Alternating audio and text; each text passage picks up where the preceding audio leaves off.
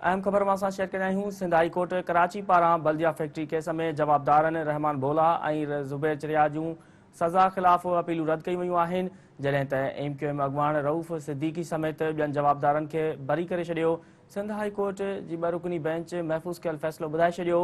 ख़बर मां शेयर करिया आहियूं। सिंध हाई कोर्ट कराची पारां बल्दिया फैक्ट्री केस में जवाबदारनि रहमान भोला ऐं ज़ुबैर चरिया जूं सज़ा ख़िलाफ़ अपीलूं रद्द करे वयूं आहिनि, जॾहिं त MQM अॻवान रऊफ़ सिद्दीकी समेत ॿिया जवाबदारनि खे बरी थी विया आहिनि।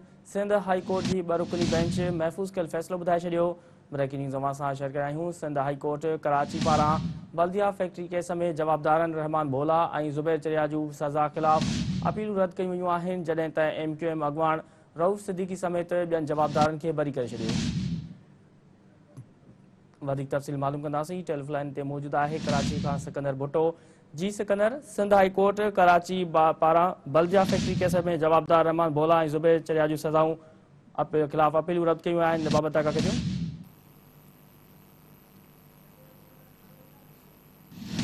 जी सिकंदर, सिंध हाई कोर्ट कराची पारां बल्दिया फैक्ट्री केस में जवाबदार रहमान भोला ऐं ज़ुबैर चरिया जूं सज़ा ख़िलाफ़ अपीलूं रद्द कयूं वयूं आहिनि, इन बाबति का कजो।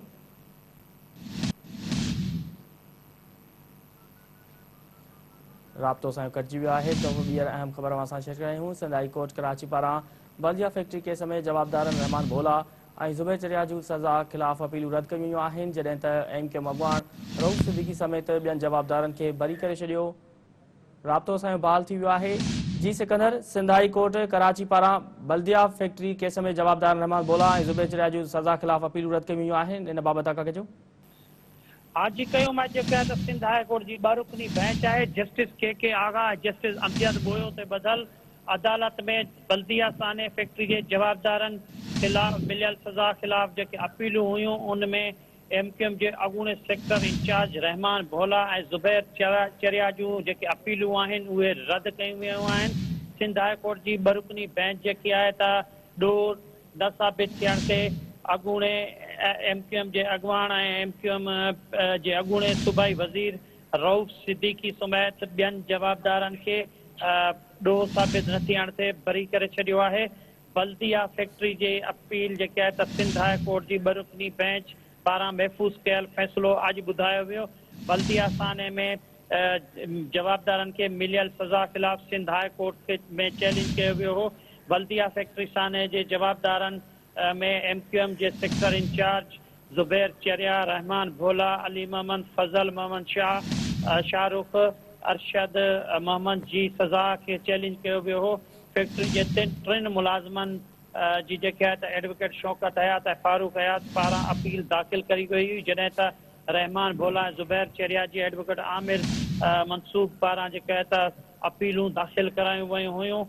वकीलनि पारां इहो मौक़िफ़ अख़्तियार कयो वियो त दहशतगर्दी टोड़ वारी अदालत पारां जेके फ़ैसिलो ॾिनो वियो आहे ऐं सज़ाऊं ॾिनियूं वियूं आहिनि उनमें हक़ीक़तूं जेके आहिनि त उन्हनि खे नज़रअंदाज़ कयो वियो आहे। तंहिं करे ही अदालत अपील ॿुधी करे अपीलेंट कोर्ट जेके आहे त ॿीहर फ़ैसिलो जारी करे।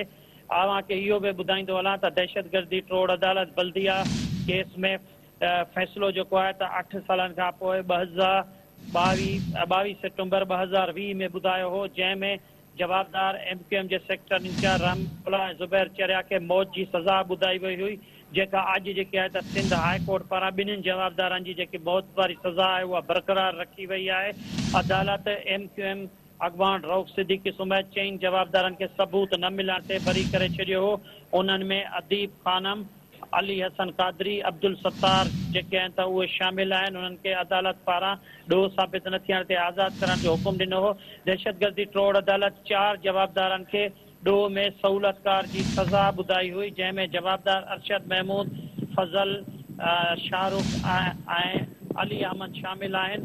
तव्हांखे इहो बि ॿुधाईंदो हलां त 11 सितंबर 2012 में बल्दिया साने फैक्ट्री खे जेको आहे त बाहि ॾेई करे 259 खां वधीक माण्हू जेके आहिनि त उहे साड़िया विया हुया ऐं उनमें जेके इहे जवाबदार हुया उन्हनि खे मुलविस कयो वियो, जंहिंमें केतिरियूं ई JIT जा इजलास बि थिया हुया ऐं केतिरा ई जेके आहिनि त जांच ऑफिसरनि जांचूं बि कयूं हुयूं। उनखां पोइ 300 खां वधीक जेके आहिनि त गवाहनि जा कलम बंदि बि कया विया। दहशतगर्दी टोड़ुनि तहत जेके आहिनि त जवाबदारनि खे सज़ा ऐं बरियत ॿुधाई। जी ठीकु आहे सिकंदर भुट्टो, तफ़सील ॾियण लाइ महिरबानी।